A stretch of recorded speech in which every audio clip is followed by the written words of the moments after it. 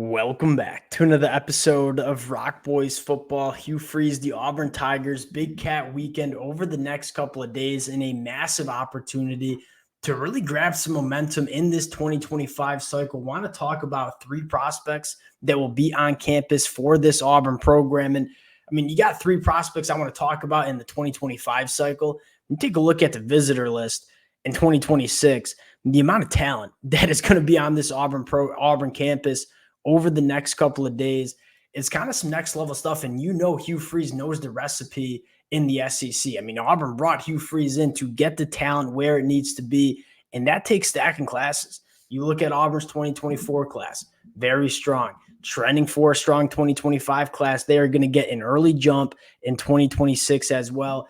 We're not going to get into any 2026ers because I don't know enough about those prospects yet. But the three prospects in 2025, Derrick Smith, Jared Smith, and Anquan Fagans, all three fascinating prospects. Want to dive into them, talk about how their recruitment's going, but I think more importantly, what they can bring to this Auburn program. Before we get into it, as always, just want to say thank you to you guys and to the Auburn fans, whether we're talking the 2024 season, talking the recruiting trail, the amount of support you guys have shown the boys over the offseason, it truly does mean a lot. If y'all do enjoy the content, consider subscribing to the channel. If we get any commitments over the next couple of days, which I think we are expecting, we'll be breaking down the film, covering it. Appreciate you guys rocking with it. And without further ado, let's get into this one. I want to start with one of my favorite prospects in the 2025 cycle. That's Derrick Smith, four-star athlete from the state of Alabama. Now, committed to Alabama right now, but there's a lot of buzz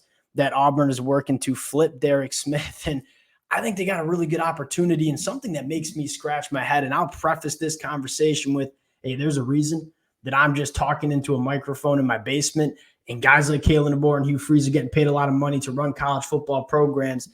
Alabama sees Derrick Smith as a defensive back. You turn on the film of Derrick Smith as a junior and say, how can you not want to get the football into this kid's hands consistently on the offensive side of the football? You talk about one of the premier athletes with the football in their hands.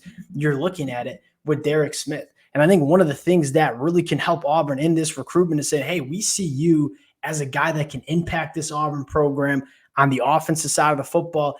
The numbers back it up. You go back to the junior year, 46 catches for over 1,100 yards, 14 touchdowns, on top of over 1,000 yards receiving. Derrick Smith also carried the football 65 times for over 1,000 yards and 9 touchdowns. He averaged 15 yards per carry his junior year. I look at Derrick Smith and say, got to get this kid on the offensive side of the football. And you start kind of playing around with what this Auburn offense might look like in 2025 and in 2026. And Cam Coleman, Perry Thompson, guys like Bryce Caines, and then Derrick Smith, I think probably the elite athlete with the football in his hands out of that crew.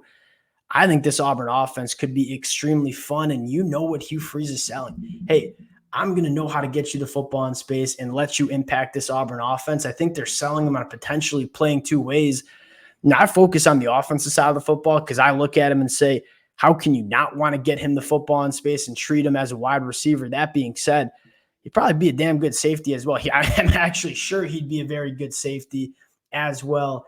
I think Auburn's selling the offensive side of the football, the opportunity to have the football in his hands. I think that is a massive advantage in this recruitment. I think we might see a flip commitment sooner rather than later for Derrick Smith. And hey, if it happens, we're diving into the film because Derrick Smith is one of the more fascinating prospects in this 2025 cycle. Going to the next top target, Jared Smith, committing on August 3rd. This kid's a 5-star prospect because of the physical traits.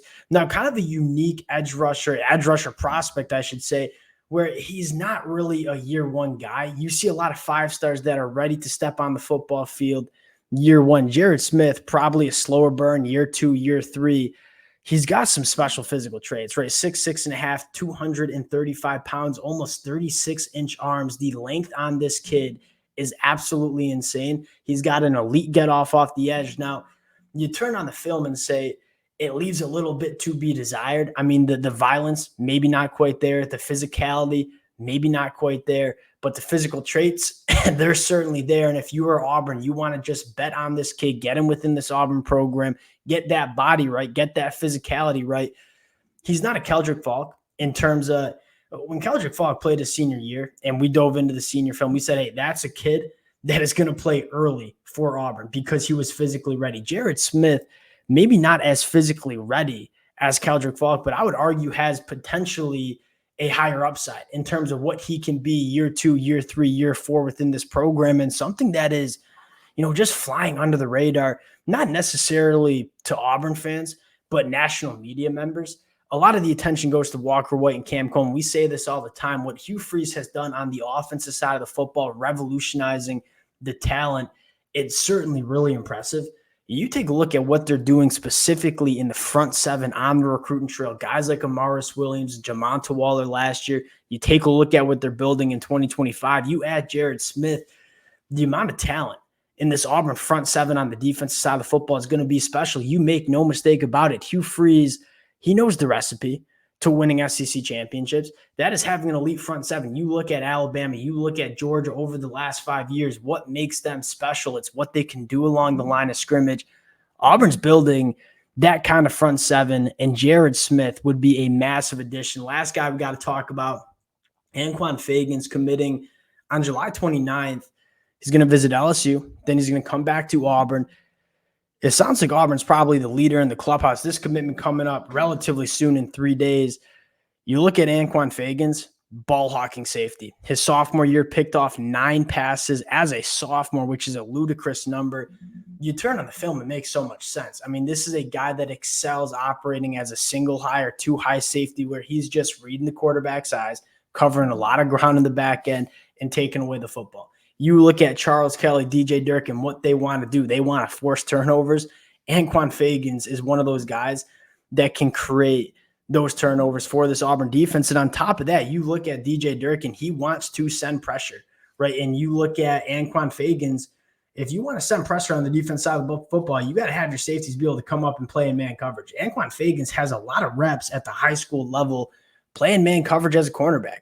So not only do you feel really good about him being that ball hawking safety in the back end, just roaming around that deeper third, taking away the football, he's also a guy that can come up and play man coverage, which again fits exactly what DJ Durkins wants to do on the defensive side of the football. I think Anquan Fagan's one of the premier safeties in this 2025 cycle, a guy that I think could play awfully early for this Auburn defense.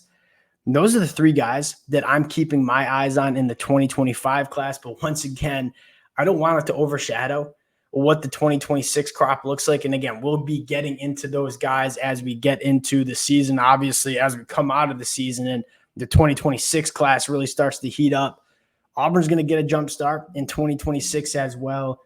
We'll close it there. Appreciate you guys rocking with the fellas. Again, if y'all do enjoy the content, consider subscribing to the channel. If we get some commitments, we'll certainly be breaking it down. Appreciate you guys, and we'll talk to y'all later. Peace.